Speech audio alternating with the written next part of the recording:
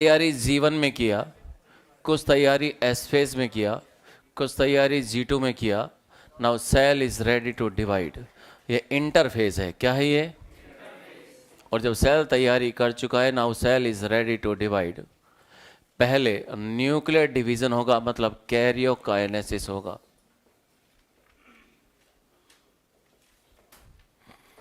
तो पहले जितना भी सेल ने डीएनए डबल किया था, पहले उस डीएनए को दो हिस्सों में बांटेंगे, तो मतलब पहले कैरियोकाइनेसिस होगा और उसके बाद क्या होगा? साइटोकाइनेसिस। कैरियोकाइनेसिस को हमने फिर से 4 हिस्सों में बांट दिया। Prophase, metaphase, anaphase, telophase. तो प्रोफेज जो है यहां से शुरुआत होगी दोस्तों। तो प्रोफेज, मेटाफेज, एनाफेज और टीलोफेज।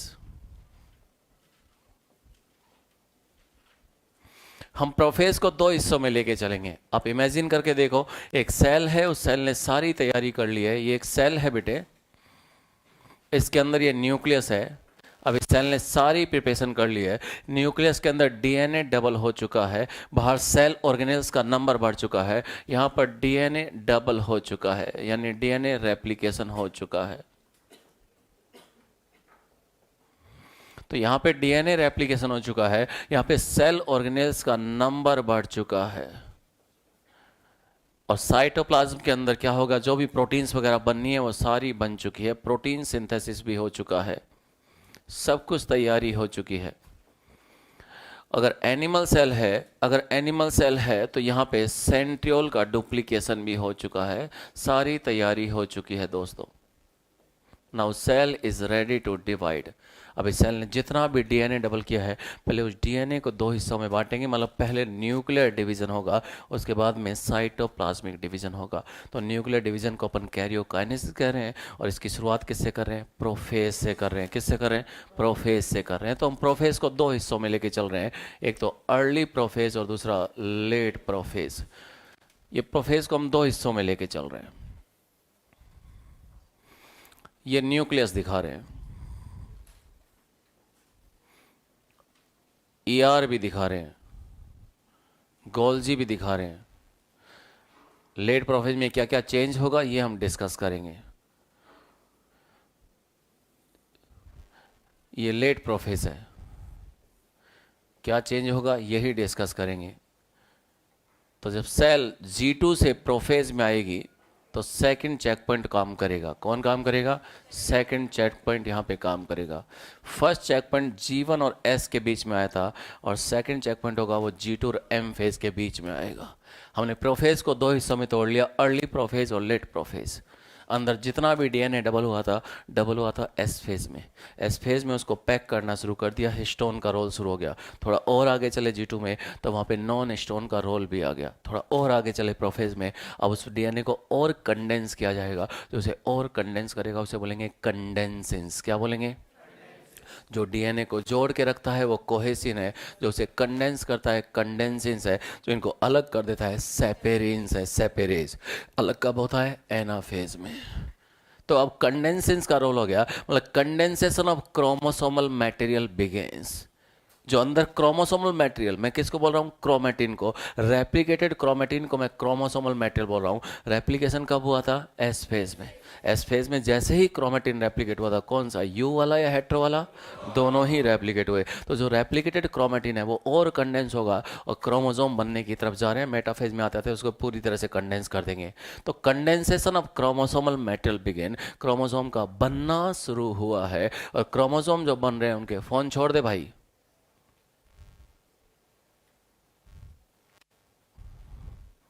मुकलावा हो रखा है तुम्हारा, गोना हो गया। पढ़ लो, क्या पूरा दिन चैट देखते रहते हो? सुन लो मेरी, वरना लोगों की सुननी पड़ेगी। किसकी सुननी है? आपकी तो सुन ले पीयूष बाप की। या तो मेरी सुन लो या फिर लोगों की सुन लेना। अभी भी कुछ कसर बाकी रह रही क्या? 3-3 4-4 ड्रॉप हो रखे हैं, कोई हाल नहीं है, फिर भी अभी भी लगे हैं चैटिंग में। कौन सा इतिहास रच दिया तुमने? कभी आए जिंदगी में 51% मार्क्स? पहले एक्सेप्शन बनना पड़ता है, फिर एग्जाम्पल बनना पड़ता है दुनिया के सामने। हाँ, सारे ही पक्ष है जिंदगी में, अपने टेंशन मत लो। हाँ तो कहें पढ़ ले बेटा, समय चला गया बेटे, आखिरी दिन है, जयंती बना देंगे अक्टूबर की फिर, है ना। सुनो, तो अंदर का जो डीएनए है वो डीएनए एस फेज में रेप्लिकेट हुआ था, उसको और यहाँ पे कंडेंस करेंगे। मैं कह रहा हूँ condensation of chromosomal material begins. इस कमरे को आप सेल समझ लीजिए, इसमें बड़ा सा फुटबॉल रख दीजिए, वो न्यूक्लियस है। अंदर का जो डीएनए है वो कंडेंस होने लगेगा। कंडेंस अंदर कंडेंसेशन चल रहा है। अगर एनिमल सेल है तो सेंट्रियोल पेयर अपोजिट पोल पे मूव होना शुरू हो जाएंगे। एनिमल सेल में सेंट्रियोल्स भी होते हैं। सेंट्रियोल का डुप्लीकेशन कब हुआ था? तो जो सेंट्रल पेयर्स है उनके बीच में कुछ माइक्रोट्यूब्यूल अरेंज हो जाएगी। तो अंदर तो डीएनए कंडेंस होगा, condensation of chromosomal material begins. जो क्रोमोसोमल मटेरियल है, मैं रेप्लिकेटेड क्रोमेटिन को क्रोमोसोमल मटेरियल बोल रहा हूँ। जैसे आप लोग इंसानी मटेरियल हो, क्या हो? इंसानी मटेरियल। बड़े होकर आप इंसान बनोगे, क्या बनोगे? इंसान। अभी तो आपका सोसाइटी में कोई कॉन्ट्रीब्यूशन है नहीं ना कम वक्तों, तो है बहुत है, पता है मुझे कम वक्तों। तो condensation of chromosomal material begin, और लेट प्रोफेज में आते आते वो और कंडेंस हो जाएगा। एक क्रोमोसोम के दो क्रोमेटिड्स आपको नजर आने लगेंगे। इन दोनों क्रोमेटिड्स को सिस्टर क्रोमेटिड्स बोलेंगे। क्या बोलेंगे? सिस्टर। तो अर्ली और लेट प्रोफेज में आप डिफरेंस समझ लीजिए। यहाँ पे कंडेंसेशन शुरू हुआ है और अभी जो क्रोमोसोम बन रहे हैं उनके क्रोमेटिड अभी उतने ज़्यादा कॉन्स्पिक्यूअस नहीं है। कॉन्स्पिक्यूअस इंग्लिश का शब्द है। अभी वो इतने ज़्यादा क्लियर या स्पष्ट नहीं है। कंडेंसेशन शुरू हुआ है। लेट प्रोफेज में आते हैं तो और कंडेंस हो गया है। एक क्रोमोसोम के दोनों क्रोमेटिड्स आपको नजर आने लगे और दोनों जिस पॉइंट पे जुड़े हैं वो क्या होगा? सेंट्रोमियर होगा। और जो प्रोटीन को जोड़ के रखता है वो क्या होगा? कोहेसिन। लेकिन अभी काइनेटोकोर नहीं दिख रहा है। तो अंदर तो डीएनए कंडेंस हो रहा है, लेट प्रोफेज में आते हैं तो वो और कंडेंस हो गया और दो सिस्टर क्रोमेटिड्स आपको नजर आने लगे। और क्या होगा? अगर एनिमल सेल है तो बाहर जो सेंट्रियोल पेयर है वो एक दूसरे से अलग होने लगेंगे। कोई तो है जो इनको धकेल रहा है और धकेलते धकेलते टीलोफेज सॉरी प्रोफेज के लास्ट में वो अपोजिट पोल पे पहुंच जाएंगे। किसने धकेला इनको? किसने धकेला?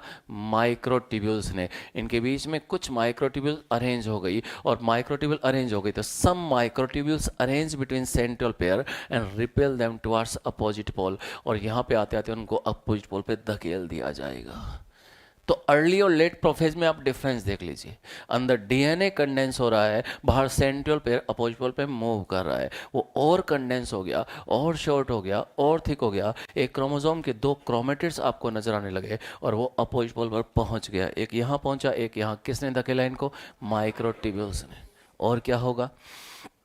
कुछ माइक्रोट्यूब्यूल्स सेंट्रियोल पेयर के चारों तरफ इस तरह से रेडिएट आउट हो गई कि एस्टर रेज का फॉर्मेशन। तो एस्टर रेज का फॉर्मेशन अर्ली प्रोफेज में ही शुरू हो गया बेटे। कहाँ शुरू हो गया?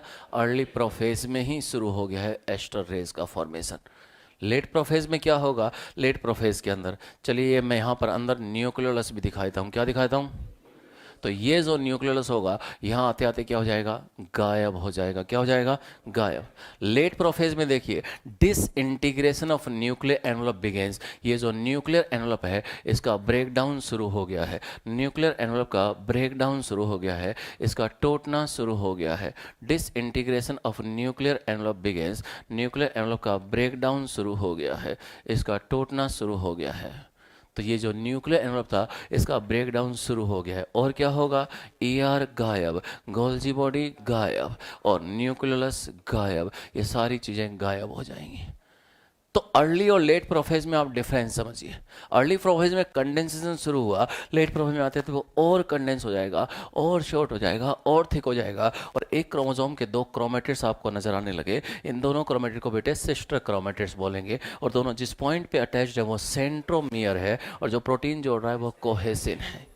लेट प्रोफेज और अर्ली प्रोफेज। तो ये तो अंदर क्या डिस्कस कर लिया। बाहर क्या हो रहा है? सेंट्रियोल पेयर अपोजिट पोल पे मूव कर रहा है। कौन है जो इनको धकेल रहा है? माइक्रोट्यूब्यूल्स।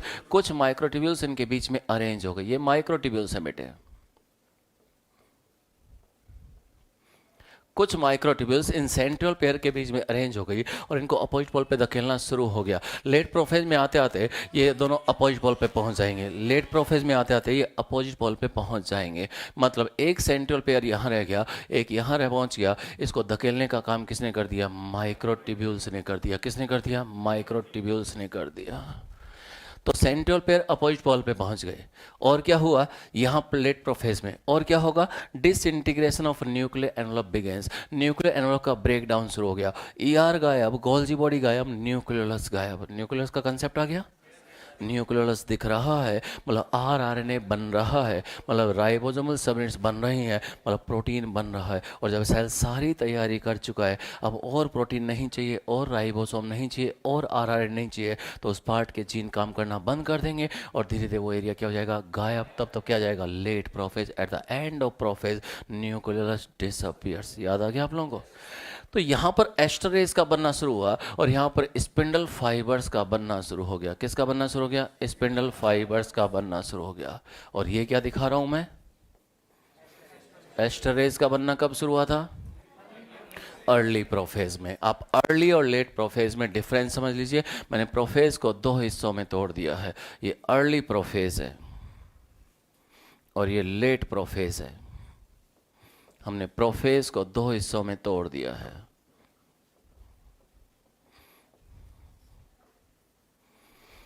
तो यहां पर एस्टर रेज का बनना शुरू हुआ, वहां पे स्पिंडल फाइबर्स का बनना शुरू हुआ। और ये जो एस्टर रेज जो दिख रही हैं, ये किसकी बनी है, माइक्रोट्यूब्यूल्स की बनी है, एस्ट्रल रेज या एस्टर रेज। और माइक्रोट्यूब्यूल खुद किसके बने हैं, ट्यूबुलिन प्रोटीन के बने हैं। सोचो सेल को कितना ट्यूबुलिन प्रोटीन बनाकर रखना पड़ता होगा। ये क्या दिखा रहा हूं मैं, स्पिंडल फाइबर्स। स्पिंडल फाइबर्स किसके बने होते हैं, माइक्रोट्यूब्यूल्स के। और माइक्रोट्यूब्यूल्स किसकी बनी होती है, ट्यूबुलिन प्रोटीन की बनी होती है। सेल को कितनी ट्यूबुलिन प्रोटीन बनाकर रखनी पड़ती होगी, सब कुछ इंटरफेस में होता है। तो अर्ली प्रोफेज और लेट प्रोफेज, मतलब कहानी ये हुई दोस्तों कि एक सेल ने सारी तैयारी कर ली, और जब सारी तैयारी कर ली डीएनए, तो पहले डीएनए को दो हिस्सों में बांटा जाएगा। तो पहले न्यूक्लियर डिवीजन होगा, बाद में साइटोप्लाज्मिक डिवीजन होगा। न्यूक्लियर डिवीजन को हम लोग कैरियोकाइंस कह रहे हैं, उसकी शुरुआत हम प्रोफेज से कर रहे हैं। तो प्रोफेज की शुरुआत में यहां पे क्या हो रहा है, condensation of chromosomal material begins. Early prophase में हो क्या रहा है, condensation of chromosomal material. Chromosomal material किसको बोल रहा हूं मैं, क्रोमोसोमल मटेरियल किसको बोल रहा हूं, रेप्लिकेटेड क्रोमेटिन को। क्रोमेटिन कब रेप्लिकेट हुआ था, एस फेज में। तो रेप्लिकेटेड क्रोमेटिन को मैं क्रोमोसोमल मटेरियल बोल रहा हूं। Condensation of chromosomal material begins, उसका कंडेंसेशन शुरू हो गया है। और क्रोमोसोमल मटेरियल किसको बोल रहा हूं, रेप्लिकेटेड क्रोमेटिन को। रेप्लिकेटेड कब हुआ था, ये एस फेज में। यू हुआ था या हेट्रो, टोटल ही। और वहां लेट प्रोफेज में क्या होगा, disintegration of nuclear envelope begins. Nuclear envelope का ब्रेकडाउन शुरू हो गया है, ईआर गोल्जी बॉडी, और यहाँ पे न्यूक्लियस गायब हो गया है। ये सब कुछ लेट प्रोफेज में होगा। तो पहला पॉइंट क्या लिखेंगे, disintegration of nuclear envelope begins, शुरुआत हुई है। दूसरा, न्यूक्लियोलस, ईआर गोल्जी बॉडी, सब के सब क्या हो गए हैं, डिसअपियर हो गए हैं। क्या हो गए हैं, लिखिए,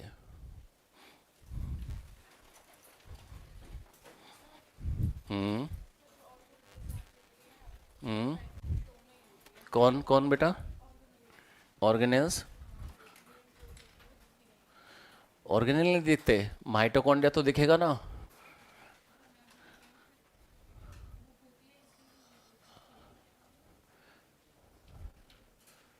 मैं समझा नहीं, ऑर्गेनेल तो सारे ही हैं, बस गायब केवल ईआर और गोल्जी बॉडी को करना है, डिसअपियर।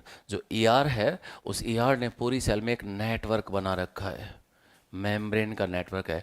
गोल्जी बॉडी भी मेम्ब्रेनस स्ट्रक्चर है। इन्होंने सेल में बहुत जगह ऑक्यूपाई कर रखी है। हमने जितना भी डीएनए डबल किया था, उसको इक्वेटर पे अरेंज करना है, तो जगह खाली करनी पड़ेगी। तो जगह खाली करने के लिए इनको क्या करेंगे, हम डिसअपियर कर देंगे, इनको तोड़ देंगे। इनकी छोटी छोटी वेसाइकल्स पूरी सेल में बिखर जाएगी, और टीलोफेज में वो वेसाइकल फिर से आपस में जुड़ेंगी, और ईआर गोल्जी बॉडी फिर से बन जाएगा।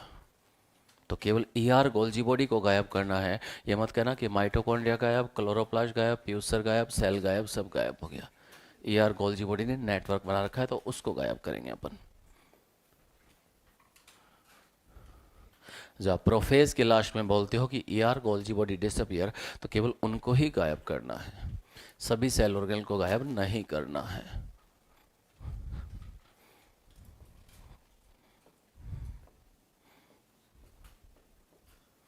तो पहले न्यूक्लियर डिवीजन होगा।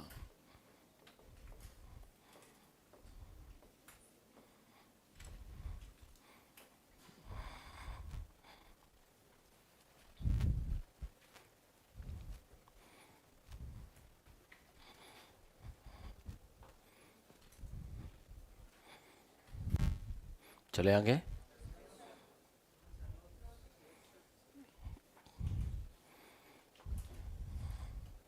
एक चीज को कितनी बार लिखते हो तुम, कम वक्त हो? 6 बार।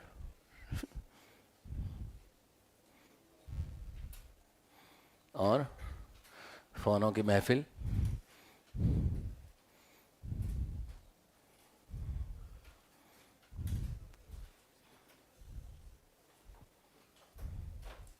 ये हो गया था। कौन बचा? डॉक्टर साहब जल्दी कीजिए। हाँ, बोलना, कोई डर थोड़ी लगता है। ये रहा। हाँ, कॉम्पैक्ट यानी कंडेंस होना। ये रहे 2 क्रोमेटिड। अब तुमसे बोला ही नहीं जा रहा तो मैं समझाऊंगा कहाँ से? हैं? अटैच्ड ही तो है यहाँ पे। या तो प्रिंटिंग मिस्टेक होगी तो उसमें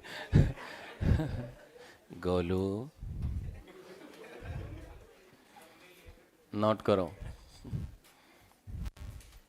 ये प्रोफेज है। 2 हिस्सों में तोड़ लिया, अर्ली और लेट प्रोफेज। रबड़ निकाल लिया बेटा, शार्पनर, शुरू हो जाओ अब। पहले मिटाएं खाली बनने को, है ना। रजिस्टर में लाइनें खींची हुई है, उनको मिटा रही है। वो लाइनदार रजिस्टर है ना, उसमें लाइन मिटा रही है पहले फिर उसको प्लेन बनाएगी। और फिर उसके बाद में ब्रेक में जो भी खाया है उनके रैपर यहीं गिराएगी। किसने खाया है? खा कसम एनसीईआरटी की, किसी ने तो गिराया होगा। कहाँ से आया कचरा है? पहले से क्या, बचपन से? इंडिया को कचरा पात्र मत बनाइए।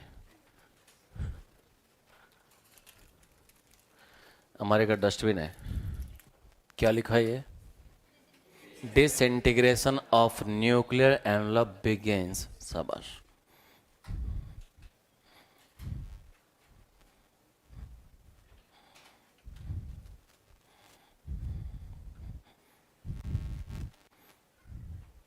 एक सेल ने जितना भी डीएनए डबल किया था उस डीएनए को और कंडेंस करेंगे, तो condensation of chromosomal material begin. Late prophase में आते आते थोड़ा और कंडेंस हो गया, एक क्रोमोसोम के 2 क्रोमेटिड्स आपको नजर आने लगे, और दोनों क्रोमेटिन जिस पॉइंट पर अटैच्ड हैं उस जगह को सेंट्रोमियर बोल रहे हैं, और जोड़ने का काम कोहेसिन कर रहा है। तो ये तो अंदर चल रहा है। अगर एनिमल सेल है तो बाहर सेंट्रल पे अपोजिट वॉल पे मूव करेंगे, इनको धकेलने का काम कौन करती है? माइक्रोट्यूब्यूल्स। लेट प्रोफेज में आते आते वो अपोजिट पोल पे पहुंच जाएगा, और यहाँ पे स्पिंडल फाइबर्स का फॉर्मेशन भी शुरू हो गया। तो स्पिंडल का फॉर्मेशन कब शुरू होता है? लेट प्रोफेज में। लेकिन एस्टर रेज का फॉर्मेशन कब शुरू होता है? अर्ली प्रोफेज में। स्पिंडल का फॉर्मेशन कब शुरू होता है? लेकिन एस्टर रेज का फॉर्मेशन कहाँ शुरू होता है? ईआर गायब, गोल्जी बॉडी गायब, न्यूक्लियर एनवलप भी टूटना शुरू हो गया है, और न्यूक्लियस गायब। ईआर गोल्जी बॉडी ही गायब करना है, बाकी सेल ऑर्गेनल गायब मत कर देना, कम मत दो। ये क्यों गायब कर रहे हैं? क्योंकि एंडो मेम्ब्रेन सिस्टम आप याद कीजिए, पूरी सेल में ईआर और गोल्जी बॉडी ने एक नेटवर्क बना रखा होता है, तो हमको एक्चुअली जगह खाली करनी है। एक सेल ने जितना भी डीएनए डबल किया है उस डीएनए को इक्वेटर पे अरेंज करना है ताकि इक्वल डिस्ट्रीब्यूशन हो सके, इसके लिए हमें जगह खाली करनी है। तो जगह खाली करने के लिए इन सेल ऑर्गेनल को तोड़ देंगे, इनकी छोटी छोटी वेसाइकल, क्योंकि सब कुछ मेम्ब्रेन का बना है तो ये छोटी छोटी वेसाइकल में टूट जाएगा, और वही वेसाइकल टीलोफेज में फिर से आपस में जुड़ जाएंगी और ईआर और गोल्जी बॉडी को फिर से बना देगी। Telophase is the reverse of prophase. याद आ रहा है कुछ? चलूँ आगे? कौन बचा? जल्दी करो डॉक्टर साहब। न्यूक्लियोलस, ईआर, गोल्जी बॉडी सब डिसअपियर। तो जब तक न्यूक्लियर एनवलप रहेगा, जब तक न्यूक्लियर एनवलप रहेगा, सारा मेटल अंदर ही कंडेंस होता रहेगा। जब तक ये न्यूक्लियर एनवलप रहेगा, एक रेस्ट्रिक्शन है ना, मेम्ब्रेन की एक कवरिंग है, जब तक न्यूक्लियर एनवलप रहेगा सारा मेटल अंदर ही कंडेंस होता रहेगा। लेट प्रोफेज में आते आते इसका ब्रेकडाउन शुरू हो गया है। जब ये न्यूक्लियर एनवलप पूरी तरह से टूट जाएगा, पूरी तरह से गायब हो जाएगा, प्रोफेज खत्म, मेटाफेज शुरू। शुरू हुआ है तो अर्ली मेटाफेज है, हम कहेंगे प्रो मेटाफेज है। और एनसीईआरटी अपने थर्ड डायग्राम में बोल रहा है ट्रांजिशन टू मेटाफेज। क्या बोल रहा है? ट्रांजिशन, यानी प्रोफेज और मेटाफेज के बीच की स्टेज आ गई तो आपने कह दिया ट्रांजिशन। जब एनवलप ही नहीं रहेगा तो अब इनके लिए कोई रेस्ट्रिक्शन नहीं रहा। अब ये सारे सारे क्रोमोसोम साइटोप्लाज्म में बिखर जाएंगे। किस में बिखर जाएंगे? साइटोप्लाज्म में बिखर जाएंगे। तो लिखिए complete disintegration of nuclear envelope. Complete disintegration of nuclear envelope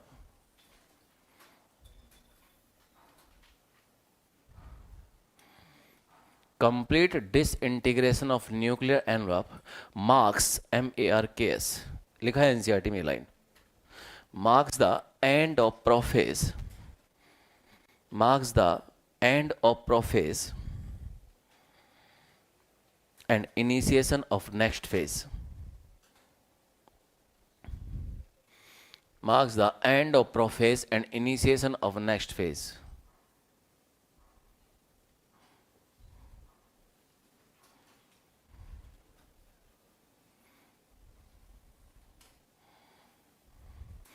तो जब तक ये न्यूक्लियर एनवलप रहेगा, एक रेस्ट्रिक्शन रहता है और सारा मेटल अंदर ही कंडेंस होता रहेगा। लेट प्रोफेज में आते आते इसका ब्रेकडाउन शुरू हो गया, इसका टूटना शुरू हो गया, ये धीरे धीरे टूटने लगा, डिसइंटीग्रेट होने लगा। और जब ये पूरी तरह से गायब हो जाएगा, जब ये पूरी तरह से गायब हो जाएगा, and of prophase and initiation of next phase. और कौन सा फेज शुरू हो गया है? मेटाफेज शुरू हुआ है, तो वो अर्ली मेटाफेज है, प्रो मेटाफेज है। अब क्रोमोसोम के लिए कोई रेस्ट्रिक्शन नहीं रहा, अब ये क्रोमोसोम पूरे साइटोप्लाज्म में बिखर जाएंगे। अभी तक तो वो न्यूक्लियस में थे, अब वो साइटोप्लाज्म में बिखर जाएंगे। अभी तक तो वो न्यूक्लियस में थे, अब वो साइटोप्लाज्म में बिखर जाएंगे। अगर एनिमल सेल है तो सेंट्रियोल पेयर भी होगा, ये तो अंडरस्टूड ही है। प्लांट सेल है तो सेंट्रियोल्स नहीं दिखाने। और जब ये पूरे साइटोप्लाज्म में बिखर गए तो सेंट्रोमियर के दोनों तरफ काइनेटोकोर्स अपीयर होंगे। क्या अपीयर होंगे? काइनेटो। जब तक न्यूक्लियर एनवलप रहता है, जब तक न्यूक्लियर एनवलप रहता है, जब तक न्यूक्लियर एनवलप रहता है, काइनेटोकोर्स दिखाई नहीं देते हैं। ये जो ब्लू कलर से दिखा रखा है, ये क्या है? सेंट्रोमियर, जो कोहेसिन दोनों को जोड़े हुए, यहाँ पे काइनेटोकोर नहीं है। जब ये न्यूक्लियर एनवलप पूरी तरह से गायब हो जाएगा और क्रोमोसोम सेल में बिखर जाएंगे, अब काइनेटोकोर्स अपीयर होंगे। जब तक न्यूक्लियर एनवलप रहेगा काइनेटोकोर्स दिखाई नहीं देंगे। अमीबा नहीं है हम लोगों में प्रोटोजोन प्रोटिस्ट की तरह क्रिप्टोमाइटोसिस नहीं होता है। ऐसा नहीं है कि न्यूक्लियस रहेगा और न्यूक्लियस के अंदर स्पिंडल बनेगा। हम लोगों में इंट्रा न्यूक्लियर स्पिंडल नहीं बनता है। हम लोगों में हायर माइटोसिस हो रहा है, हम हायर ऑर्गेनिज्म है। हम लोगों में यू माइटोसिस होता है। क्या होता है बेटे? यू माइटोसिस होता है। यू यानी true, you mitosis, you coordinate है ना, यू बैक्टीरिया, यू सिलोम। तो हम लोगों में यू माइटोसिस होता है, हम लोगों में ट्रू माइटोसिस होता है। हम लोगों में इंट्रा न्यूक्लियर स्पिंडल नहीं बनता, हम लोगों में एक्स्ट्रा न्यूक्लियर स्पिंडल बनता है। न्यूक्लियस के अंदर स्पिंडल फॉर्मेशन नहीं होता है। तो जब तक न्यूक्लियस रहेगा काइनेटोकोर्स दिखाई नहीं देंगे। जब वो गायब हो जाएगा तब काइनेटोकोर। तो हम लोगों में एक्स्ट्रा न्यूक्लियर स्पिंडल बनता है। क्या बनता है? एक्स्ट्रा न्यूक्लियर स्पिंडल बनता है हम लोगों में। हम लोगों में फंगस की तरह क्लोज्ड माइटोसिस नहीं हो रहा, हम लोगों में एक्चुअली ओपन माइटोसिस हो रहा है। इस माइटोसिस को क्या बोलते हैं हम लोग? ओपन माइटोसिस कह रहे हैं। न्यूक्लियस के अंदर स्पिंडल नहीं बन रहा है, तो हम लोगों में ओपन माइटोसिस हो रहा है। हम लोग डायनोफ्लैजिलेट या डायटम्स नहीं है कि बड़ा ही स्पेशल माइटोसिस हो कि न्यूक्लियस रहेगा और न्यूक्लियस परसिस्ट रहेगा वहाँ पर, और स्पिंडल फाइबर न्यूक्लियर पोर से अंदर चले जाएंगे और अंदर ही अंदर काइनेटोकोर से जुड़ के अंदर ही अंदर क्रोमेटिड्स को अपोजिट पोल पे पुश कर देंगे। ऐसा पिक्यूलियर, ऐसा स्पेसिफिक डायनोमाइटोसिस हम लोगों में नहीं होता है। हम लोगों में क्या होता है, यूमाइटोसिस होता है। तो जब तक न्यूक्लियर एनवलप रहता है, जब तक न्यूक्लियर एनवलप रहता है, काइनेटोकोर्स दिखाई नहीं देते हैं। लेट प्रोफेज में आते आते न्यूक्लियर एनवलप का ब्रेक डाउन शुरू हो गया, इसका टूटना शुरू हो गया, इसकी छोटी छोटी वेसाइकल्स पूरी सेल में बिखरना शुरू हो जाएंगी। और जब ये पूरी तरह से गायब हो जाएगा, प्रोफेज खत्म, मेटाफेज शुरू हुआ है। तो हम ये कहेंगे क्या है, ये अर्ली मेटाफेज है। क्या है ये, अर्ली मेटाफेज है, शुरुआत हुई है तो ये अर्ली मेटाफेज है। मतलब हम कह रहे हैं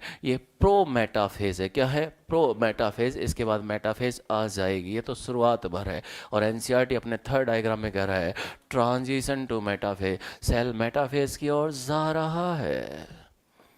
ट्रांजिशन टू मेटाफेज, तो प्रोफेज और मेटाफेज के बीच की स्टेज आ गई है। और जब ये काइनेटोकोर आ ही गए हैं तो इन काइनेटोकोर को होल्ड किया जाएगा, इनको ग्रिप किया जाएगा। और इस काम में कौन हेल्प करते हैं, स्पिंडल फाइबर। ये स्पिंडल फाइबर माइक्रोट्यूब्यूल्स के बने हैं। देखिए ना, ये एक माइक्रोट्यूब्यूल है, ये दूसरी माइक्रोट्यूब्यूल। इस तरह से माइक्रोट्यूब्यूल आपस में जुड़ती जाएंगी, आपस में जुड़ती जाएंगी, आपस में जुड़ रही है मतलब असेंबली हो रही है, जुड़ रही है मतलब लेंथनिंग हो रही है, जुड़ रही है मतलब पॉलीमर बन रहा है, पॉलीमराइजेशन हो रहा है। और माइक्रोट्यूब्यूल काइनेटोकोर को हिट कर देंगी। लेकिन एक तरफ हिट करने से कुछ नहीं होगा, इन क्रोमोसोम के काइनेटोकोर को अपोजिट डायरेक्शन से होल्ड करना ही पड़ेगा, ताकि फिर यहाँ पर इनको होल्ड करने के बाद में इनको इक्वेटर पे क्या कर सके, अरेंज कर सके।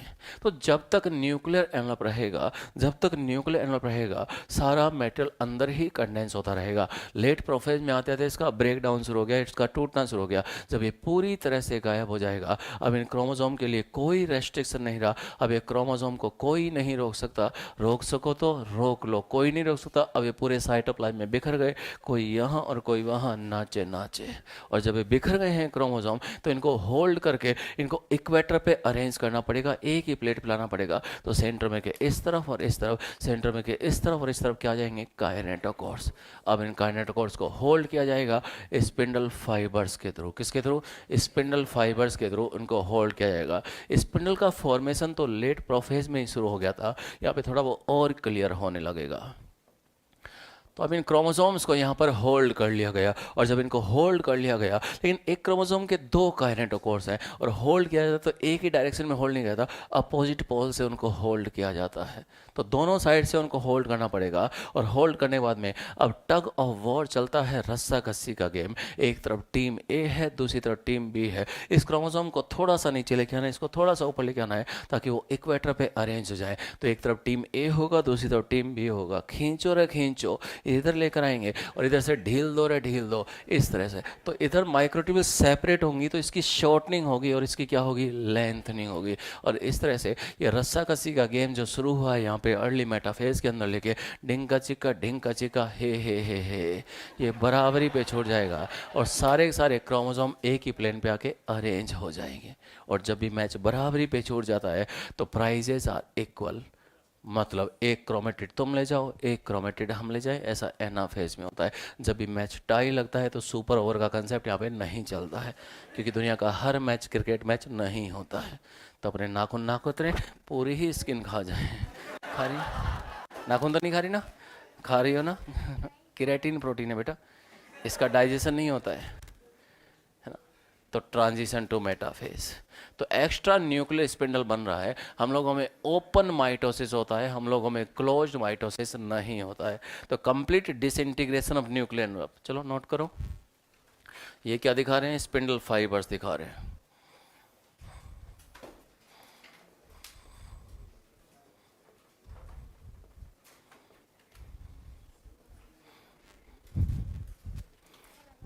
ये क्या आ गए हैं, काइनेटोकोर्स आ गए हैं।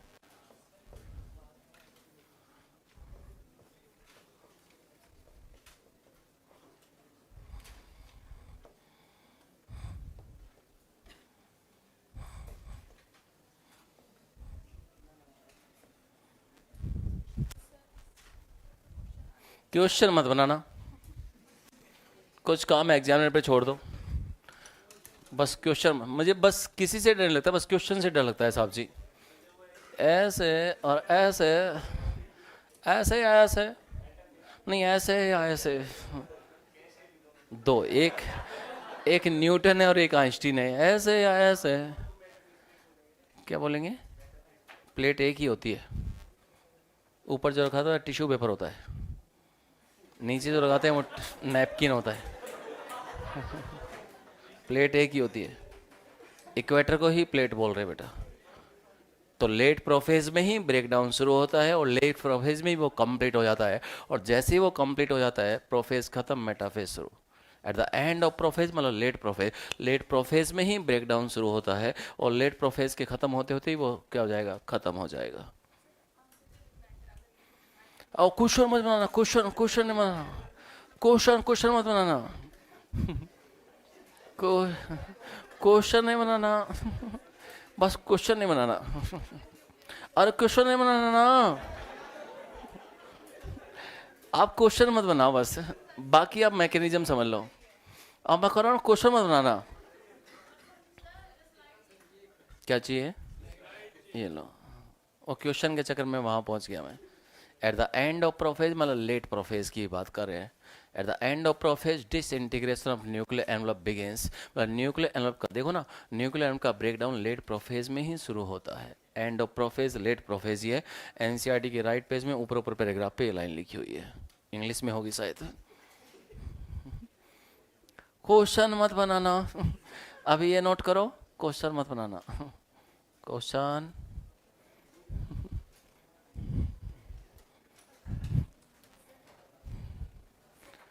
खुले पैसे बोलो बिटिया। नहीं नहीं, सेंट्रियोल अपोजिट पोल पे जाना शुरू नहीं करता, सेंट्रियोल एक दूसरे से दूर होता है। और अच्छा, एक दूसरे से दूर होता है, इसको ही अपोजिट पोल पे जाना बोलते हैं। ओफो,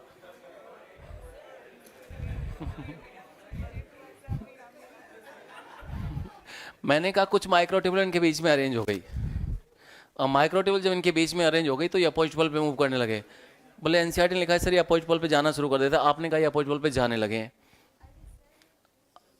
तो पूछ क्या रही हूँ, तो बता चुका हूँ मैं। अब कहाँ डाउट है? अब कहाँ डाउट है? अबे शकुंतला, ये सेंट्रियोल पेयर है। सेंट्रियोल्स बोलूं या सेंट्रोसोम बोलूं, एक ही बात है, शाम के बाद रात है। दुर्गा, क्रोमोसोमल मटेरियल का मतलब बता दिया। दो सेंट्रियोल एक दूसरे के राइट एंगल पे होते हैं, परपेंडिकुलर होते हैं, चार तरफ का मैट्रिक्स मिलाकर उसको सेंट्रोसोम बोलते हैं। तो सेंट्रियोल पेयर बोलो या सेंट्रोसोम बोलो, एक ही बात है, क्योंकि 9 बजे रात है।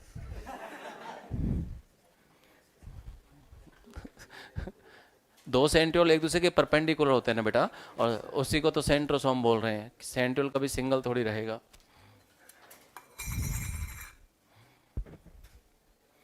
क्या है रे ब्लू बेबी? ए साइनोसिस,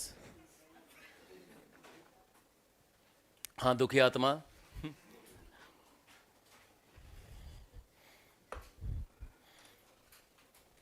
बस क्वेश्चन मत बनाना, बाकी जो मर्जी पूछ ले।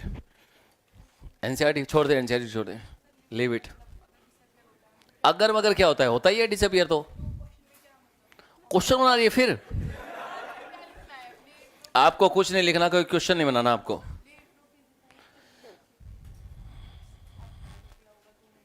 जब कह दिया late prophase at the end of prophase, at the end of prophase में ब्रेकडाउन शुरू होता है, at the end of prophase में वो गायब हो जाता है, तो अर्ली मेटाफेज क्यों लिखोगी? कितनी बार समझाया एक बात को बेटे? अरे एनसीईआरटी ने क्या लिखा? 1000 बार कह दिया। एनसीईआरटी लिखा है at the end of prophase, मतलब लेट प्रोफेज की बात कर रहा है।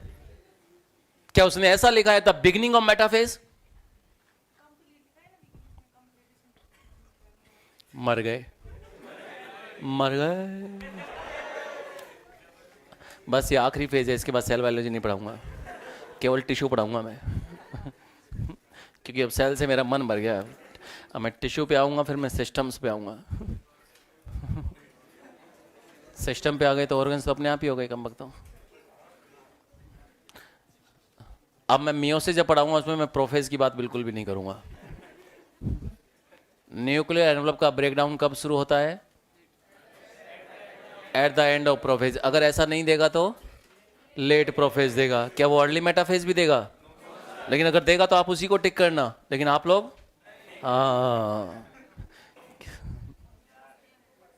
चलें आगे।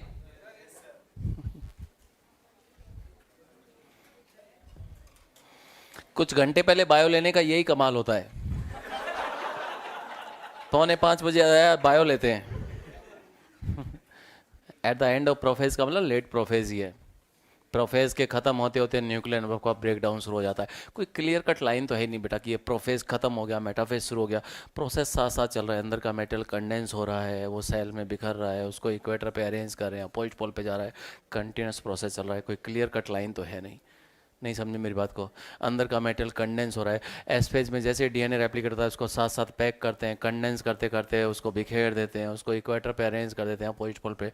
तो क्लियर कट लाइन तो है नहीं, वो तो हमने पढ़ने के लिए समझने के लिए उसको 4 हिस्सों में इस तरह से बांट लिया है। कोई क्लियर कट लाइन तो है नहीं कि ये प्रोफेज खत्म हो गया है, इसके बाद में मेटाफेज शुरू होगा, ये 4:03 पे शुरू हो जाएगा, 4:05 पे। ऐसा कुछ नहीं है, प्रोसेस लगातार चल रहा है। मेटल कंडेंस हुआ, फिर वो बिखर गया, उसको इक्वेटर पे अरेंज कर दिया और फिर उसको अपोजिट पोल पे ले गए। लगातार प्रोसेस चल रहा है। लेकिन अगर क्वेश्चन आ जाए तो at the end of prophase ही करना है। क्या करना है? तो ये स्पिंडल है बेटे।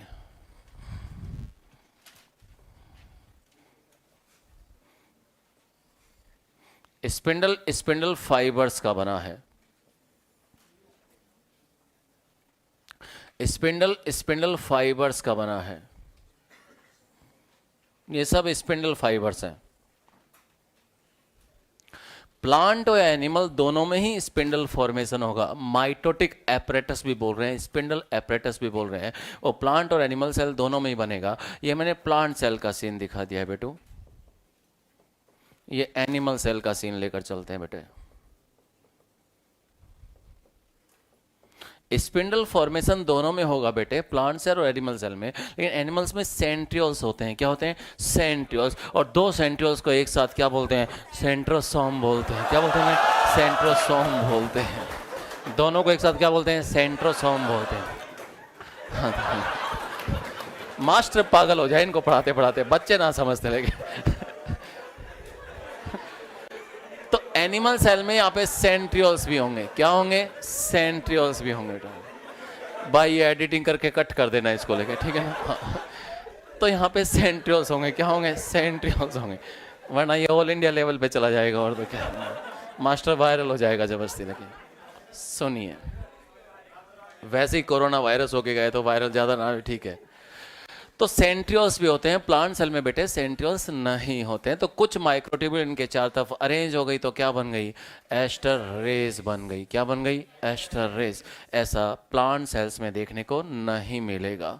ये एस्टर रेज है। एस्टर रेज हो या स्पिंडल फाइबर्स हो या सेंट्रियोल, सब कुछ माइक्रोट्यूब्यूल्स का ही बना है, और माइक्रोट्यूब्यूल ट्यूबुलिन प्रोटीन की बनी है। अगर वो पूछे कि न्यूक्लियर एटम का ब्रेकडाउन कब शुरू हुआ, तो आप कहेंगे eight the end of prophase. क्या कहेंगे? Eight the and. और वो जो सेंट्रियोल पेयर है वो अपोजिट पोल पे मूव करना शुरू हुआ। अगर वो कहे कि सेंट्रोसोम अपोजिट पोल पे कब जाना शुरू होते हैं, आप कहोगे कब जाना शुरू होते हैं? अर्ली प्रोफेज में ही शुरू होते हैं, क्योंकि दोनों सेंट्रियोल्स को एक साथ मिलाकर क्या बोलते हैं?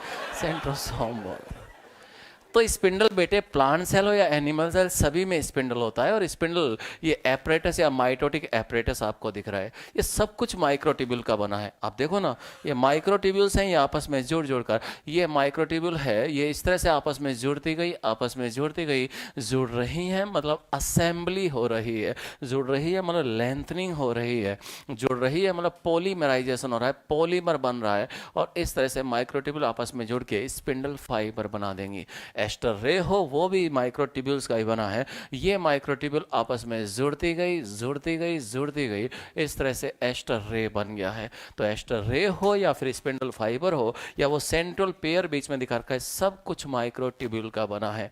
और जिस पॉइंट से माइक्रोट्यूब्यूल जोड़ना शुरू होती है, जिस पॉइंट से माइक्रोट्यूब्यूल यहाँ से असेंबली शुरू हुई है, इनिशिएशन पॉइंट को माइनस से डिनोट करते हैं, स्टार्ट पॉइंट को। और यहाँ पे माइक्रोट्यूब्यूल जुड़ती गई, जुड़ती गई, जुड़ती गई, तो ये जो ग्रोइंग ग्रोइंग एंड जो होता है इसको प्लस से डिनोट कर रहे हैं, क्योंकि यहाँ पे माइक्रोट्यूबुल ऐड हो रही है, प्लस हो रही है, ये नेगेटिव और पॉजिटिव चार्जेस नहीं है। जहाँ से माइक्रोट्यूबुल का जुड़ना शुरू होता है उस स्टार्ट पॉइंट को माइनस से डिनोट करते हैं, और जो ग्रोइंग एंड होता है बेटे उसको आप लोग प्लस से, ये माइनस हो गया तो ये ग्रोइंग एंड क्या होगा, प्लस होगा। ये पूरा इक्वेटर क्या हो जाएगा, प्लस हो जाएगा। पूरा इक्वेटर, ये पूरा जो पेरिफेरल पार्ट है क्या हो जाएगा, प्लस हो जाएगा। यहाँ से जुड़ना शुरू हुई, इस तरफ आ गई, ये पूरा इक्वेटर भी क्या हो जाएगा, प्लस हो जाएगा। यहाँ से माइक्रोट्यूबुल की असेंबली शुरू हुई, इस तरफ आती चली गई, इधर से शुरू हुई, इस तरफ आती चली गई, तो ये प्लस हो जाएगा। क्या हो जाएगा, प्लस हो जाएगा दोस्तों। तो ये नेगेटिव और पॉजिटिव चार्जेस नहीं है। जिस एंड से माइक्रोट्यूबुल की असेंबली शुरू हुई है वो स्टार्टिंग पॉइंट को माइनस से डिनोट करते हैं, और जो ग्रोइंग एंड होता है उसको प्लस से डिनोट करते हैं। जुड़ रही हैं, प्लस हो रही हैं, लेंथनिंग हो रही है, असेंबली हो रही है, पॉलीमराइजेशन, पॉलीमर बन रहा है ना, जुड़ती चली जा रही है। फ्यूचर में माइक्रोट्यूबुल किसी भी एंड से सेपरेट हो सकती हैं, सेपरेट हो रही हैं। आप कहते हैं स्पिंडल फाइबर में कॉन्ट्रैक्शन होता है, इनकी शॉर्टनिंग होने लगी है, डिसेंबली हो रही है, डीपॉलीमराइजेशन। तो फ्यूचर में माइक्रोट्यूबुल किसी भी एंड से अलग हो सकती हैं, मेनली माइनस से, नॉट ओनली। तो ये प्लस और माइनस, ये पॉजिटिव और नेगेटिव चार्जेस नहीं है। तो माइक्रोट्यूबुल का जोड़ना एक्चुअली जिस रीजन के चारों तरफ ये माइक्रोट्यूबुल जोड़ना शुरू होती है, ये जो रीजन दिख रहा है, ये जो रीजन दिख रहा है, इस रीजन को बोलते हैं मटोक। क्या बोलते हैं इसे, मटोक बोलते हैं।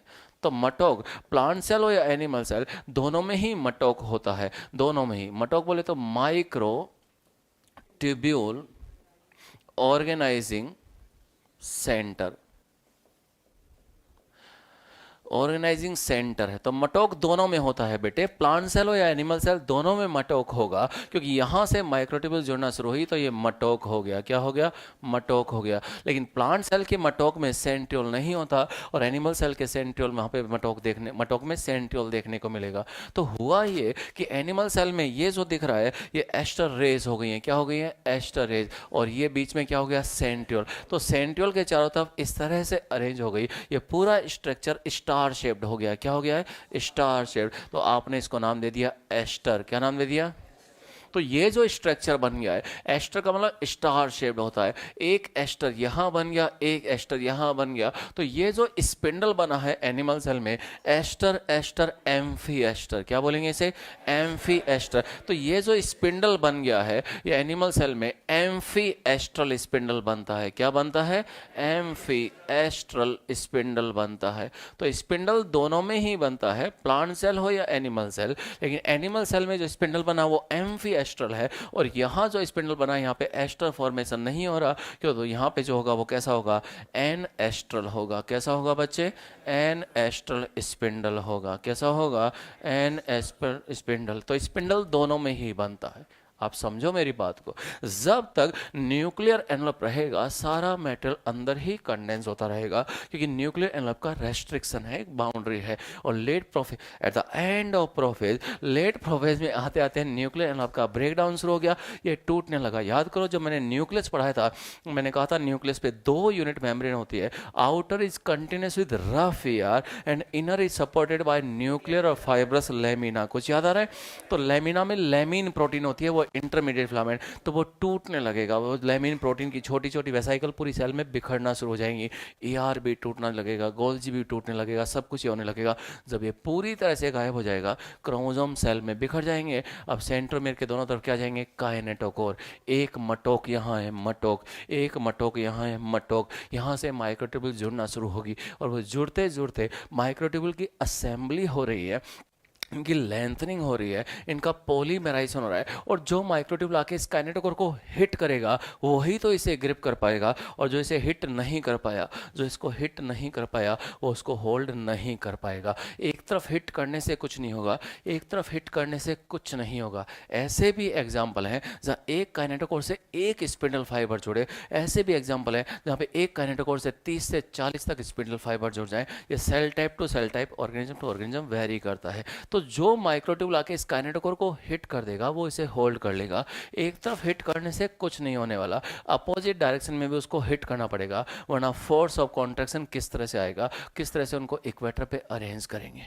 तो इससे होल्ड कर लिया। लेकिन जो इसको हिट नहीं कर पाया, जो इसको हिट नहीं कर पाया, ये हवा में किस तरह से रहेंगे? तो ये वाले जो स्पिंडल फाइबर्स हैं, इनके बीच में एक्चुअली क्या होती है? मोटर प्रोटीन होती है। क्या होती है इनके बीच में?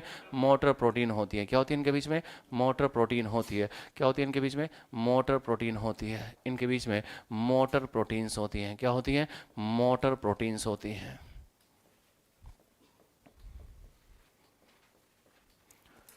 तो जो माइक्रोट्यूब्यूल काइनेटोकोर को हिट कर देगा, जो काइनेटोकोर को हिट कर देगा वो उसे होल्ड कर लेगा, जो काइनेटोकोर को हिट कर देगा वो उसे होल्ड कर लेगा। और जो इसको हिट नहीं कर पाया, जो इसको हिट नहीं कर पाया, ये वाले स्पिंडल फाइबर हवा में कैसे झूलते रहेंगे? तो इनके बीच में क्या होती है? Motor protein. ये क्या काम करेंगी? एनाफेजिक मूवमेंट में हेल्प करेंगी। जब क्रोमोसोम को इक्वेटर पे अरेंज कर देंगे मेटाफेज में, और जब अपोजिट पोल पे लेके जाएंगे एनाफेज के अंदर, तो बीच की मोटर प्रोटीन स्लाइडिंग में हेल्प करेगी। इस तरह से इनको अपोजिट पोल पे धकेलने में क्या करती है? हेल्प करती है दोस्तों।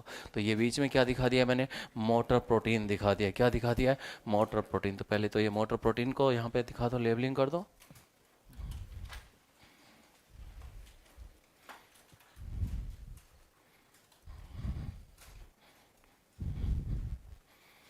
न्यूक्लियर एनवेलप का ब्रेकडाउन कब शुरू होता है? एट द एंड ऑफ, अगर ऑप्शन में eight the end of prophase नहीं देगा तो सेंट्रोसोम अपोजिट पोल पे जाना कब शुरू होते हैं? अगर ऑप्शन में सेंट्रोसोम नहीं देगा तो सेंट्रियोल पेयर देगा या सेंट्रियोल्स दे देगा। और दोनों सेंट्रियोल्स को एक साथ मिलाकर क्या बोलते हैं?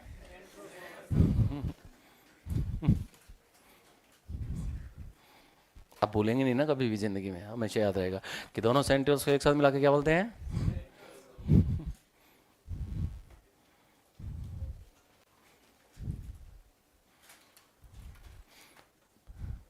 पहले फोटो खींचूंगा, उसके बाद ड्रॉ करूंगा।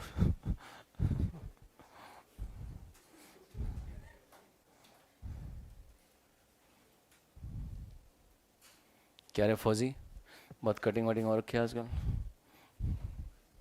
कमांडो लग रहा है भाई।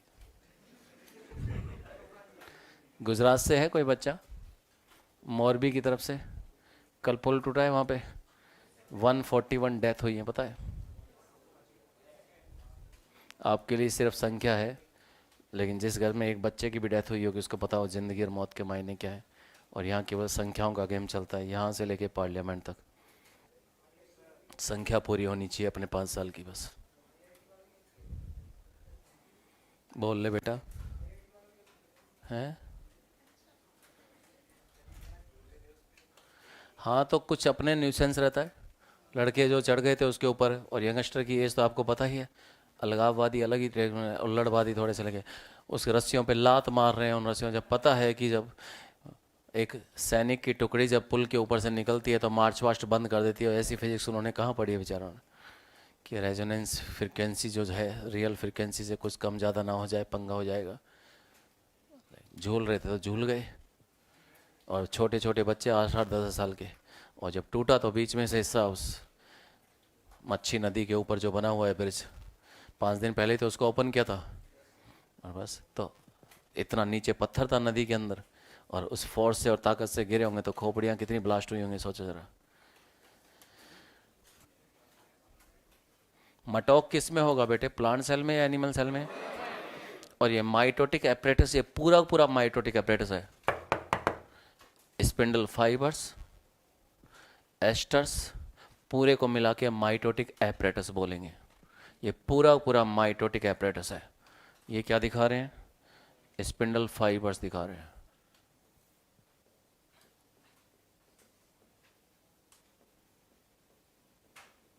ये पूरा माइटोटिक एपरेटस है। तो माइटोटिक एपरेटस किस में बनता है, प्लांट्स में या एनिमल्स में? दोनों में ही बनता है। लेकिन प्लांट के माइटोटिक एपरेटस में एस्टर फॉर्मेशन नहीं होता है। एस्टर का मतलब स्टार शेप्ड।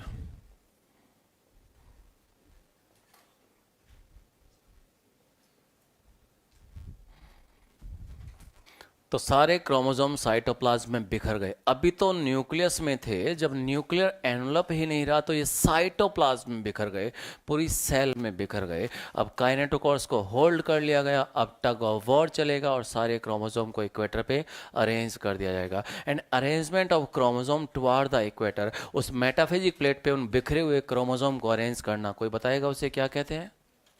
कोई पुराना चावल होगा तो? Any basmati? Arrangement of chromosome toward the equator. जैसे ही न्यूक्लियर एनवलप गायब होता है, सारे क्रोमोसोम साइटोप्लाज्म में बिखर जाते हैं। अब उनके काइनेटोकोर्स को स्पिंडल फाइबर के थ्रू होल्ड कर लिया जाएगा। अब इन क्रोमोसोम को टग ऑफ वॉर के थ्रू, रस्साकसी के गेम के थ्रू इनको इक्वेटर पे अरेंज कर देंगे। तो क्रोमोसोम को इक्वेटर पे अरेंज करना क्या कहलाता है?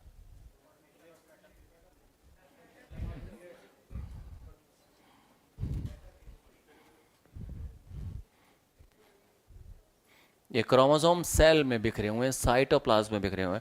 अब इनको एक ही प्लेन पे यहाँ पे क्या कर दिया जाएगा? Arrange. And this is known as congression. क्या बोलते हैं इसे? कॉन्ग्रेशन। तो मेटाफेज में कॉन्ग्रेशन का प्रोसेस कंप्लीट होगा और सारे क्रोमोसोम ये हो गया। कौन बचा? जल्दी कंप्लीट करो। स्पिंडल किस में बनता है? प्लांट्स में या एनिमल्स में? दोनों में। एस्टर फॉर्मेशन किस में होगा? एनिमल सेल में। सेंट्रोसोम अपोजिट पोल पे मूव करना कब शुरू करते हैं? न्यूक्लियर एनवलप का ब्रेकडाउन कब शुरू होता है? अगर ऑप्शन में लेट प्रोफेज नहीं देगा तो? धन्यवाद, सहयोग के लिए शुक्रिया। तो कॉन्ग्रेशन, सारे के सारे क्रोमोसोम को इक्वेटर पे अरेंज कर दिया गया। टोटल क्रोमोसोम एक ही प्लेन पर आकर अरेंज हो जाएंगे। Each chromosome has 2 chromatids. Each chromosome has 2 chromatids.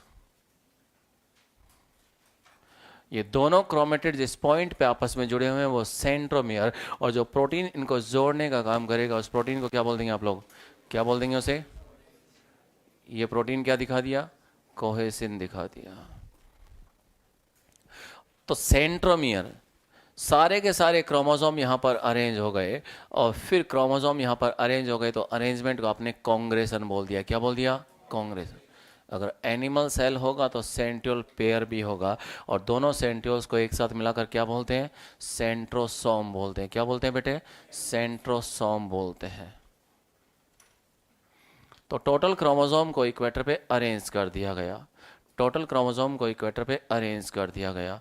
रस्साकसी का गेम जो शुरू हुआ था वो यहाँ पे बराबरी पे छूट जाएगा, और सारे क्रोमोसोम जो बिखरे हुए थे वो एक ही प्लेन में आके अरेंज हो गए। And arrangement of chromosome toward the equator is known as congression.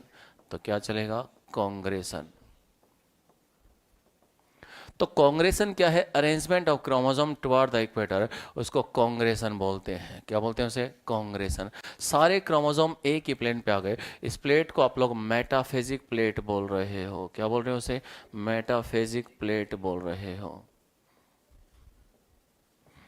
तो सारे सारे क्रोमोसोम इक्वेटर को ही मेटाफेजिक प्लेट बोल रहे हैं।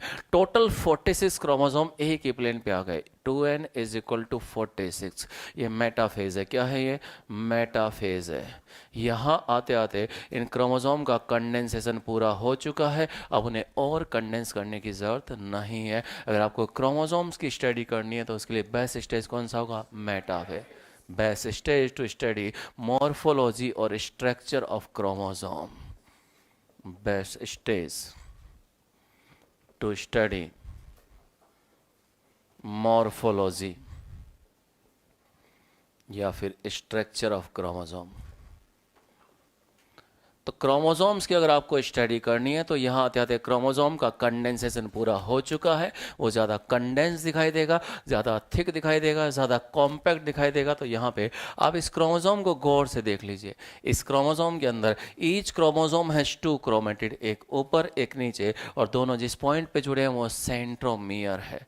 एक क्रोमोसोम में 2 क्रोमेटिड हैं, 2 काइनेटोकोर्स हैं। एक क्रोमोसोम में 2 क्रोमेटिड्स हैं, 2 काइनेटोकोर्स हैं। ये क्रोमेटिड अपने काइनेटोकोर से इस पोल पे जुड़ा है, तो इसी क्रोमोसोम का सिस्टर क्रोमेटिड अपने काइनेटोकोर से अपोजिट पोल पे अटैच्ड है। और दो तरह के स्पिंडल फाइबर आपको यहाँ पे नजर आ रहे होंगे। ये जो स्पिंडल फाइबर है जो एक पोल से शुरू हुआ है और काइनेटोकोर पे खत्म हो गया है, ये डिसकंटिन्यूअस होगा। क्या होगा? ये डिसकंटिन्यूअस स्पिंडल फाइबर होगा। और जो एक पोल से लेके दूसरे पोल तक चला गया, एक कंटिन्यूअस स्पिंडल फाइबर है। तो दो तरह के स्पिंडल फाइबर्स आपको यहाँ पे दिखाई देंगे, एक कंटिन्यूअस और दूसरा डिसकंटिन्यूअस स्पिंडल फाइबर्स। जो डिसकंटिन्यूअस स्पिंडल फाइबर है वो एक पोल से शुरू हुआ, काइनेटोकोर पे खत्म हो गया। इस डिसकंटिन्यूअस को आप लोग क्रोमोसोमल स्पिंडल फाइबर भी बोल रहे हैं। क्या बोल रहे हैं? क्रोमोसोमल स्पिंडल फाइबर भी बोल रहे हैं। और जो कंटिन्यूस वाला जो होता है इसको आप लोग क्या बोलेंगे? Polar spindle fibre. एक पोल से दूसरे पोल तक जा रहा है तो ये पोलर स्पिंडल फाइबर है। क्या है ये? पोलर स्पिंडल फाइबर है। और ये डिसकंटिन्यूस वाले को क्या बोला? Chromosomal spindle fibre. जो पोल से लेकर काइनेटोकोर तक आएगा, जो पोल से लेकर काइनेटोकोर तक आएगा वो पोलर नहीं, क्या है वो? क्रोमोसोमल या डिसकंटिन्यूस। और जो पोल से पोल तक जा रहा है वो कंटिन्यूस स्पिंडल फाइबर है। दो तरह के स्पिंडल फाइबर आपको यहाँ पे नजर आ रहे हैं। तो what is congression? Movement of chromosome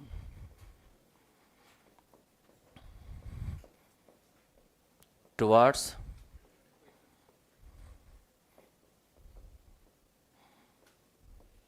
metaphasic plate और equator is known as congression. तो रस्सा कस्सी का गेम बराबरी पे छूट गया और सारे सारे क्रोमोसोम यहाँ पर अरेंज हो गए। टोटल क्रोमोसोम वो 46 थे, तो सभी 46 क्रोमोसोम एक ही प्लेन पे आके क्या हो जाएंगे? अरेंज हो जाएंगे। अब काम करेगा third checkpoint. Third checkpoint जो होता है वो मेटाफेज और एनाफेज के बीच में होता है। वो ये चेक करता है कि सारे क्रोमोसोम इक्वेटर पे अरेंज हो गए कि नहीं हो गए। अगर अरेंज हो गए हैं और उनके काइनेटोकोर से अपोजिट एक्सिस में माइक्रोट्यूब्यूल अटैच हो गई है कि नहीं हो गई, वो चेक करेगा। मतलब थर्ड चेक पॉइंट मेटाफेज और एनाफेज के बीच में आता है। फर्स्ट चेक पॉइंट G1 और S के बीच में आया था, सेकंड चेक पॉइंट G2 और प्रोफेज के बीच में आया था, थर्ड चेक पॉइंट मेटाफेज और एनाफेज के बीच में आएगा। उसको बोलते हैं स्पिंडल असेंबली चेक पॉइंट, कि स्पिंडल जो बना है ये माइटोटिक एपरेटस अच्छे से असेंबल हुआ या नहीं हुआ है, सारे क्रोमोसोम एक ही प्लेन पर आ गए कि नहीं आ गए, उनके काइनेटोकोर से अपोजिट डायरेक्शन में माइक्रोट्यूब्यूल अटैच हुई कि नहीं हुई, ये चेक करता है।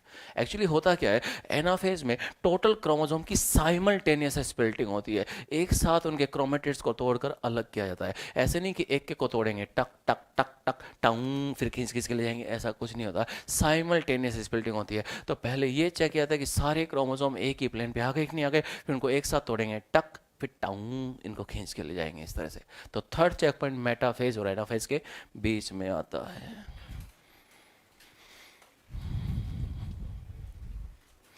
कांग्रेशन।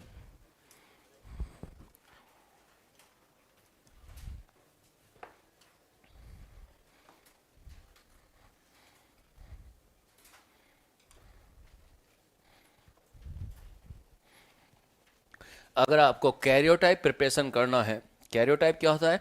कैरियोटाइप इज द क्रोमोसोम का बायोडाटा है। Karyotype is the chromosome complement which gives all information about the chromosome. तो क्रोमोसोम की अगर डिटेल स्टडी लेनी है, बायोडाटा एक तरह का, लड़का क्या करता है, लड़के की हाइट क्या है, लड़की कहाँ जॉब करती है, पूरा बायोडाटा या CV, उसको आप लोग क्या बोल रहे हैं यहाँ पे? कैरियोटाइप बोल रहे हैं। क्रोमोसोम कैसा है, शॉर्ट आर्म की लेंथ कितनी है, लॉन्ग आर्म की लेंथ क्या है, सेंट्रोमेर की पोजीशन क्या है, सेंट्रोमेर इंडेक्स क्या है, आर्म रेशियो क्या है। अगर क्रोमोसोम की डिटेल स्टडी करनी है तो आप तभी करेंगे ना जब क्रोमोसोम अच्छे से दिखेगा। तो वो कब दिखेगा? मेटाफेज में। तो उसको हम बोलते हैं कैरियोटाइप। अगर आपको कैरियोटाइप प्रिपरेशन करना है तो आप कौन सी स्टेज का सिलेक्शन करेंगे? मेटाफेज का। कैरियोटाइप प्रिपेयर यहीं पे करते हैं। What is karyotype? Karyotype is a chromosome complement which gives all information about the chromosome. जो क्रोमोसोम के बारे में पूरी डिटेल दे देगा बेटो। इस पूरे को माइटोटिक एपरेटस बोला है, जिसमें एस्टर्स, दो तो एस्टर्स हैं, बीच में स्पिंडल फाइबर है पूरा। तो मेटाफेज और एनाफेज के बीच में थर्ड चेक पॉइंट काम करेगा दोस्तों। ये मेटाफेज का सीन है।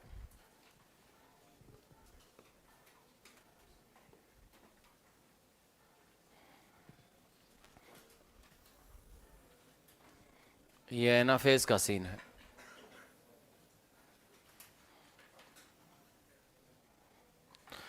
तो इन दोनों के बीच में थर्ड चेक पॉइंट काम करेगा। अभी डायग्राम मत बनाना, फिर लोचा हो जाएगा।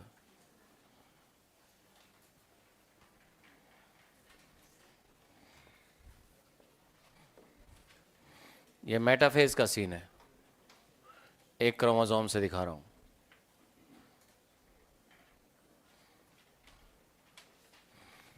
और ये बीच में जो प्रोटीन दिखा रहे हैं क्या है? ये कोहेसिन। ये क्या दिखा दिए? काइनेटोकोर्स। और ये क्या है? Spindle fibres.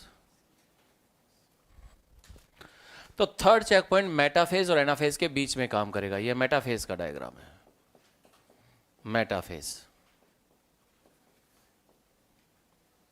अब काम करेगा थर्ड चेक पॉइंट, और थर्ड चेक पॉइंट को बोलते हैं स्पिंडल असेंबली चेक पॉइंट। कि स्पिंडल अच्छे से असेंबल हुआ कि नहीं हुआ, सारे के सारे क्रोमोसोम इक्वेटर पे अरेंज हुए या नहीं हुए, उनके काइनेटोकोर से अपोजिट डायरेक्शन में माइक्रोट्यूबुल अटैच हुई या नहीं हुई। तो इसको बोलते हैं बेटे स्पिंडल असेंबली चेक पॉइंट। क्या राजा?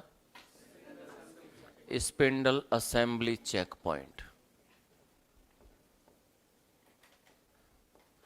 कि स्पिंडल अच्छे से असेंबल हुआ या नहीं हुआ है, ये चेक करेगा। सब कुछ ठीक ठाक है तो फिर ये क्या करेगा? थर्ड चेक पॉइंट एक्टिव हो जाएगा। और थर्ड चेक पॉइंट अब क्या करेगा? ये एक्टिव कर देगा किसको? एनाफेज प्रमोटिंग कॉम्प्लेक्स को, एपीसी को एक्टिव कर देगा। तो एनाफेज प्रमोटिंग कॉम्प्लेक्स एक्टिव हो गया।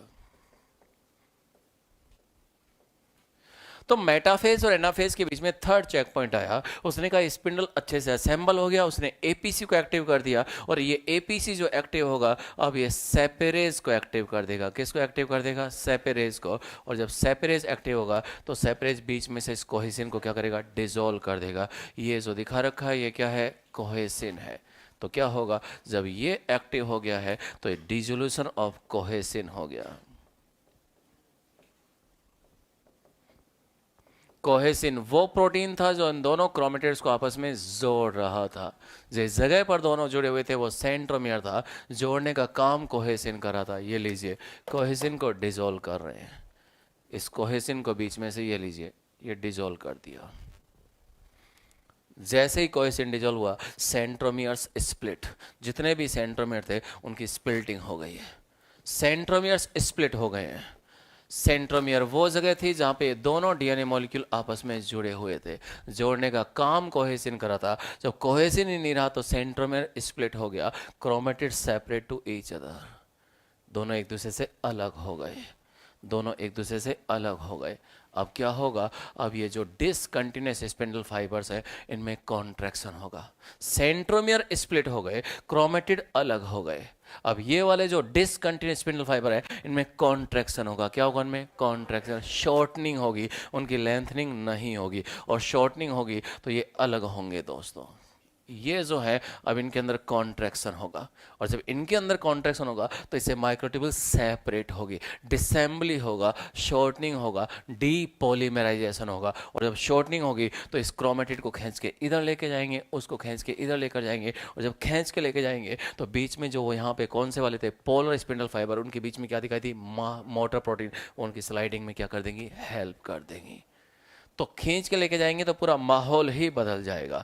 मतलब अभी तो क्या है? सेंट्रोमियर्स इक्वेटर पे है, आर्म्स पोल्स की तरफ है। और जब इसको इधर लेकर जाएंगे तो ये वाला क्रोमेटिड जब इधर जाएगा तो माहौल ही चेंज हो जाएगा। ये वाला क्रोमेटिड जब इधर जाएगा तो माहौल ही चेंज हो जाएगा, सीन ही चेंज हो गया है।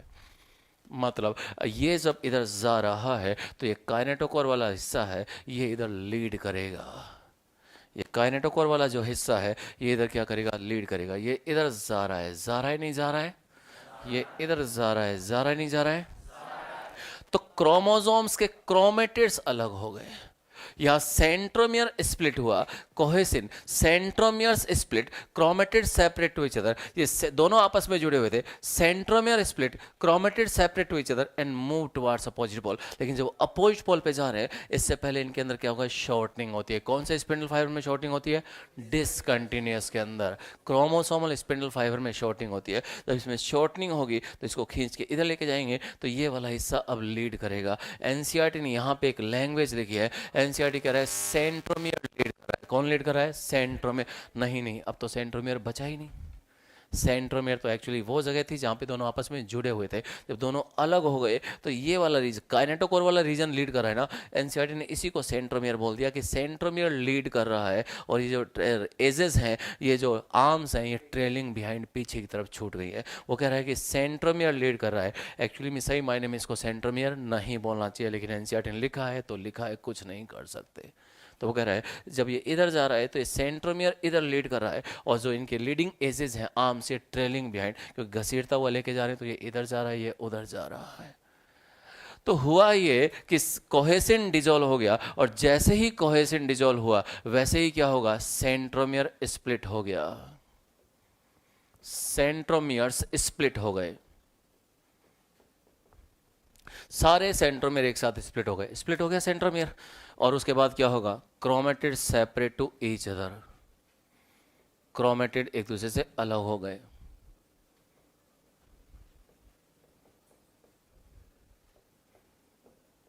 अब क्या होगा, अब शॉर्टनिंग होगी। कौन से स्पिंडल फाइबर की, डिसकंटिन्यूअस स्पिंडल फाइबर की शॉर्टनिंग होगी। अब क्या होगा, shortening of discontinuous spindle fibres. और जब डिसकंटिन्यूअस स्पिंडल फाइबर की शॉर्टनिंग होगी तो ये क्रोमेटिड्स अपोजिट पोल पे क्या कर जाएंगे, मूव कर जाएंगे। ये जो क्रोमेटिड्स है,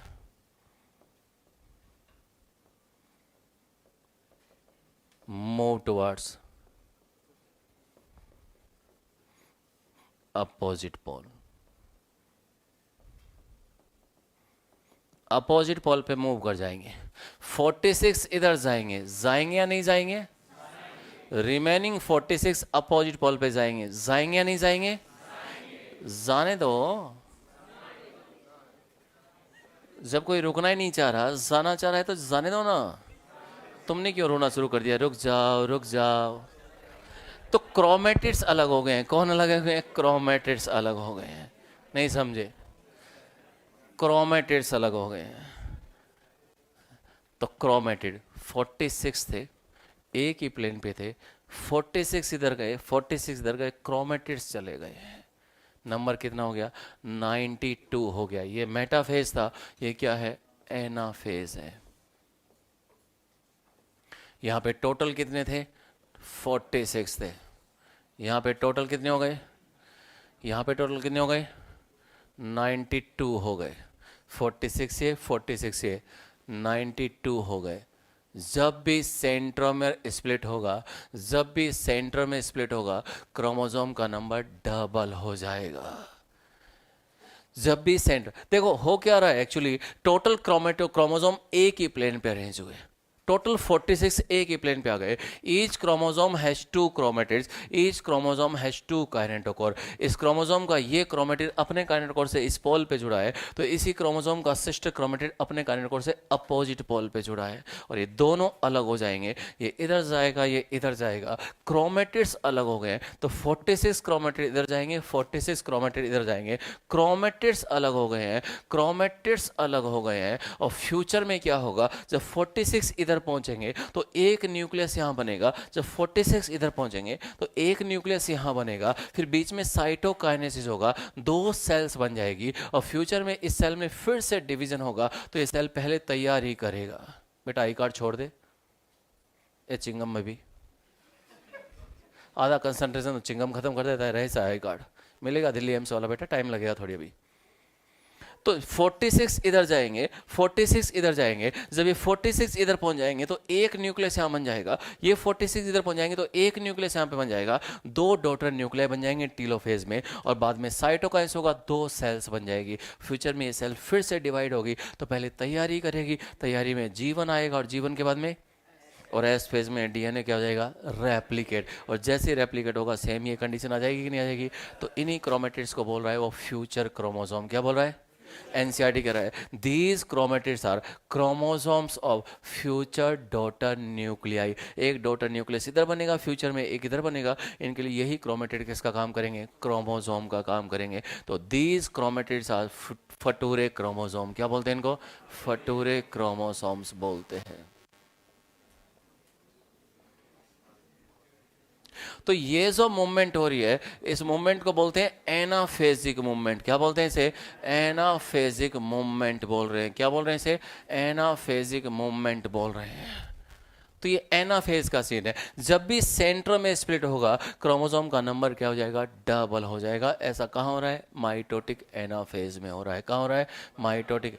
तो मेटाफेज और एनाफेज के बीच में आता है थर्ड चेक पॉइंट, और थर्ड चेक पॉइंट को बोलते हैं स्पिंडल असेंबली चेक पॉइंट। कि स्पिंडल अच्छे से असेंबल हुआ कि नहीं हुआ, सारे क्रोमोसोम एक ही प्लेन पे आए कि नहीं आए, उनके काइनेटोकोर से अपोजिट डायरेक्शन में माइक्रोट्यूबुल अटैच हुई या नहीं, वो कहेगा ऑल इज वेल। तो वो एपीसी को एक्टिव कर देगा, एपीसी सेपरेज को एक्टिव कर देगा, सेपरेज बीच में से कोहेसिन को डिसॉल्व कर देगा। और जैसे ही कोहेसिन डिसॉल्व होगा centromere split, chromatid separate to each other and move towards opposite pole. लेकिन इसके बीच में एक सीन और आ जाएगा, shortening of discontinuous spindle fibre. 46 इधर जाएंगे, 46 इधर जाएंगे। ये मूवमेंट जो चल रही है इसको क्या बोलेंगे, एनाफेजिक मूवमेंट। कुछ नोट करना चाह रहे हैं आप लोग,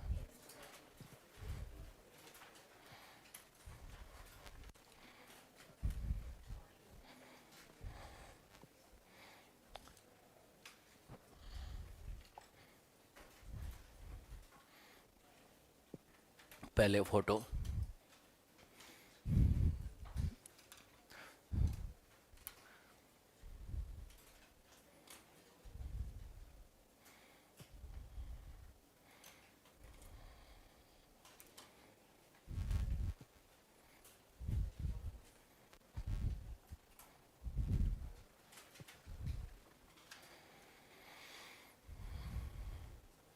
हाँ बेटो, 46 और 46 कितने होते हैं, 46 और 46 कितने होते हैं। तो नंबर डबल हुआ तो 2n का क्या हो गया,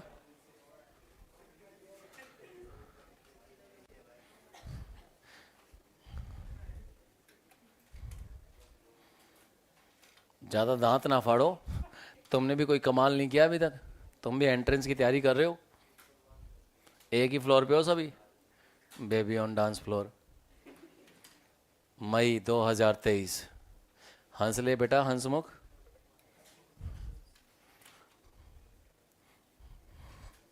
अभी सब बराबर हैं, मई में किस्मत बदल जाएगी, फिर कहेंगे माहौल बदल दिया है। 720 आउट ऑफ 720, 5 लाख रुपए कैश रिवार्ड। जिस दिन कमाए और अपने बापू पे खर्च करे। हाँ बेटू, आगे ऐसे वो एक ट्रक आता है यहाँ पे, वो जोमेटो वाला यहाँ पे वो आएगा डिलीवरी बॉय, और यहाँ डिलीवर कर जाएगा। वो देखना पड़ेगा, पूछना पड़ेगा ना। माइटोसिस में ही प्रोजेनी में ट्रांसफर होता है ना, मियोसिस में थोड़ा ना होता है। हाँ बेटा, माइटोसिस ही तो होता है गैमेट्स बनते समय। हाँ, और कह रहे हैं हाँ, मतलब 46 इधर से आते हैं, 46 और 92 से चिंपांजी पैदा होता है। कोई चुप कराओ रे इसको। और खींच लो फोटो, हर बात पे फोटो खींचते रहते हो। ये माइटोटिक डिवीजन पढ़ रहे हैं, वो तो ठीक है, लेकिन 46 जाएंगे कैसे, ऐसे आते आधे मदर फादर को आधे आधे काट के 46 के 23 करने पड़ेंगे कम वक्त। तो प्रोजेनी में कैसे जाएगा, अब प्रोजे में जाने के लिए माइटोसिस तो करवाना है, मियोसिस तो ऐसे ही आ गया दुनिया में। ये लो, इस बात पे तुमको 1 रुपया दिया जा रहा है।